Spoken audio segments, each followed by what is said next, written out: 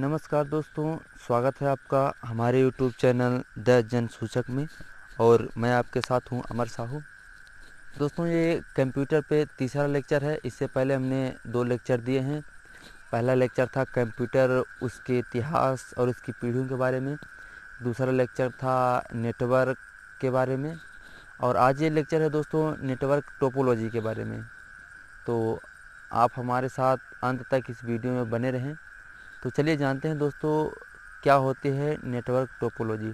दोस्तों, जैसे हमारे नेटवर्क के माध्यम से प्रत्येक डिवाइसेस आपस में कनेक्ट होती हैं, उसी प्रकार नेटवर्क टोपोलॉजी के माध्यम से भी प्रत्येक डिवाइसेस कनेक्ट होती हैं। इसमें प्रत्येक डिवाइसेस नोड्स के माध्यम से कनेक्ट होकर डाटा का आदान प्रदान करती हैं। तो चलिए इसकी डिफिनीशन की बात कर लेते हैं दोस्तों। तो देखते हैं, नेटवर्क टोपोलॉजी एक लेआउट को संदर्भित करता है। किसी नेटवर्क में अलग अलग नोड्स एक दूसरे से कैसे जुड़े होते हैं और वे कैसे संवाद करते हैं, ये नेटवर्क के टोपोलॉजी द्वारा निर्धारित किया जाता है। टोपोलॉजी यह बताता है कि किस तरह हमारे पीसी अर्थात पर्सनल कंप्यूटर आपस में फिजिकली कनेक्ट होते हैं। ये डिवाइसेस आपस में कम्युनिकेशन लिंक के माध्यम से जुड़ी हुई होती हैं। दोस्तों, चित्र में आप देख सकते हैं ये हमारे सभी टोपोलॉजीज हैं। तो चलिए इसके टाइप्स की बात करते हैं। दोस्तों, टोपोलॉजी मुख्यतः 5 प्रकार की होती है, क्रमशः बस topology, ring topology, star topology, mesh topology और ट्री टोपोलॉजी। चलिए दोस्तों, हम इसके पहले प्रकार की बात कर लेते हैं, जो कि है बस टोपोलॉजी। दोस्तों, बस अर्थात नाम से हमको संदर्भित है, जो एक बस के आकार की होती है। दोस्तों, यह एक ऐसी टोपोलॉजी है जो बस के आकार जैसी आपस में कनेक्टेड होती हैं तथा कनेक्ट होकर डाटा का ट्रांसमिशन करती हैं। दोस्तों, इसमें केबल के 2 छोर होते हैं। पहले छोर को हम स्टार्टिंग पॉइंट, दूसरे छोर को एंडिंग पॉइंट बोलते हैं। दोस्तों, इन दोनों पॉइंट्स के बीच हमारे सिस्टम आपस में कनेक्ट होते हैं तथा डेटा का आदान प्रदान करते हैं। दोस्तों, चलिए अब हम बस टोपोलॉजी के फ़ायदे के बारे में बात कर लेते हैं।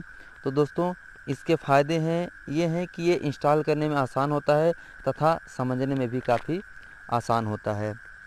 दोस्तों, अगर इसका कोई एक पीसी अर्थात अगर कोई एक सिस्टम बंद हो जाता है तो हमको कोई परेशानी नहीं होती।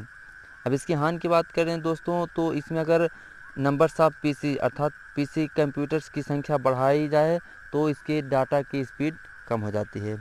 दोस्तों, अब हम बात कर लेते हैं रिंग टोपोलॉजी के बारे में। दोस्तों, यह नेटवर्क साधारण गति से डाटा ट्रांसफ़र करता है तथा इसका निर्धारण करता है कि कौन सा डाटा किस कंप्यूटर के लिए है। अर्थात दोस्तों, रिंग टोपोलॉजी एक ऐसी टोपोलॉजी होती है जो रिंग के आकार की बनी होती है तथा जिसमें एक छोर से दूसरे छोर तक पीसीज लगे होते हैं। दोस्तों, जैसा कि आप चित्र में देख रहे हैं कि ये हमारे सिस्टम आपस में कनेक्टेड हैं तथा यहाँ पे अगर हमने मान लीजिए कि एक कंप्यूटर चाहता है कि चौथे कंप्यूटर के पास वो डाटा कोई भेजे, बाकी ये 3 डाटा उसको फाइंड ना कर सके, तो दोस्तों ये सबसे बेहतर टोपोलॉजी है जो हमारे डाटा को सेव रखती है। दोस्तों, अब इसके लाभ और हानि के बारे में बात कर लेते हैं।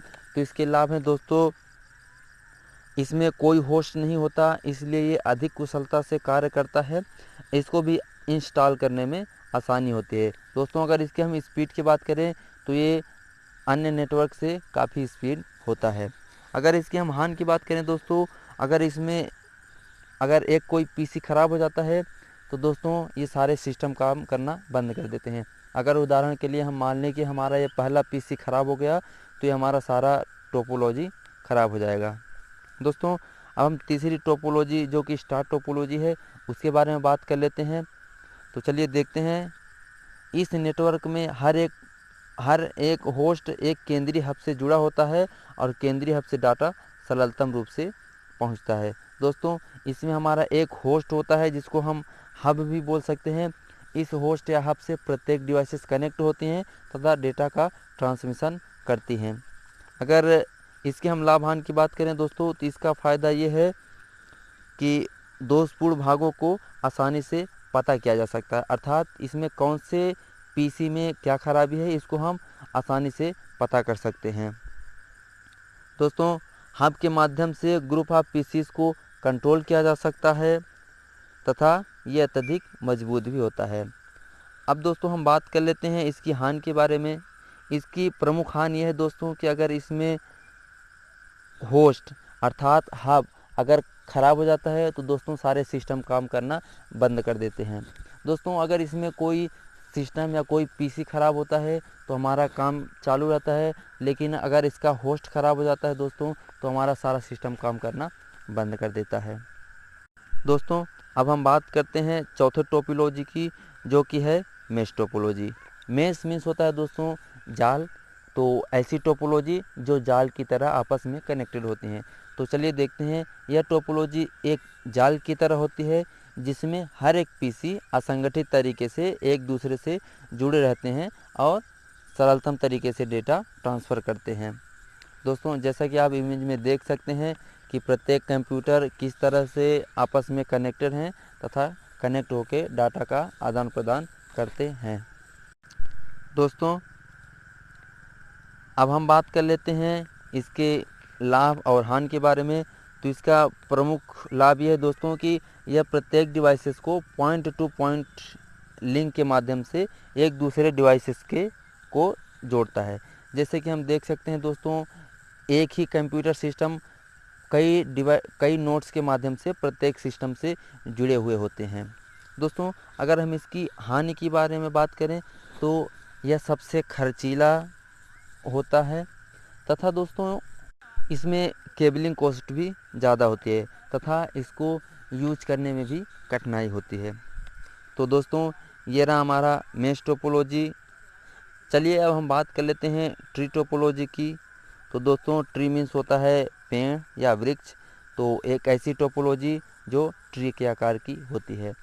तो यह नेटवर्क स्टार नेटवर्क व हाइब्रिड नेटवर्क का संग्रह होता है, जिसमें स्टार नेटवर्क बस नेटवर्क से परस्पर जुड़े रहते हैं।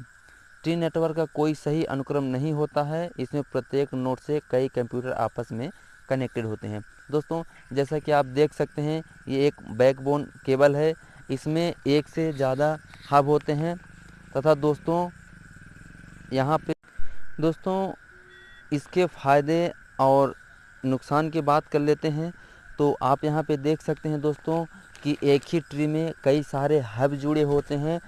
इन हब के माध्यम से हम नंबर ऑफ़ पीसीस को बढ़ा सकते हैं। तो दोस्तों जो ट्री टोपोलॉजी है वो सबसे अधिक विश्वसनीय है तथा कई हार्डवेयर और सॉफ्टवेयर कंपनियों द्वारा सपोर्ट की जाती है। अगर इसके हम नुकसान के बारे में बात करें दोस्तों, तो इसका प्रमुख नुकसान ये है कि रखरखाव में परेशानी होती है। इसमें बड़ी केबल की ज़रूरत होती है जो नुकसानदायक है। ये खर्चीला भी होता है। दोस्तों इसमें अगर एक नोड या एक हब, जैसा कि हम यहाँ पे देख सकते हैं हब, अगर हब ख़राब हो जाता है तो इससे जितने भी सिस्टम जुड़े होते हैं तो सारे सिस्टम ख़राब हो जाते हैं। दोस्तों इसको हम हब बोलते हैं, ये जो बाकी हब या नोड बोलते हैं, बाकी जो इससे कनेक्टेड है उनको हम चाइल्ड नोड बोलते हैं। अर्थात अगर एक हमारा हब या नोड ख़राब हो जाता है तो उसके सारे चाइल्ड नोड काम करना बंद कर देते हैं। तो दोस्तों ये रही हमारी टोपोलॉजीज़। तो आज के लिए बस इतना ही। आपके लिए एक क्वेश्चन है दोस्तों, आप ज़रूर बताइएगा कमेंट बॉक्स में कि WWW के आविष्कारक कौन हैं। तो दोस्तों मिलते हैं अगली वीडियो में। आपको कैसा लगा हमारे वीडियो कमेंट बॉक्स में ज़रूर बताएं तथा हमारे वीडियो को लाइक शेयर और सब्सक्राइब ज़रूर करें। थैंक यू दोस्तों, जय हिंद।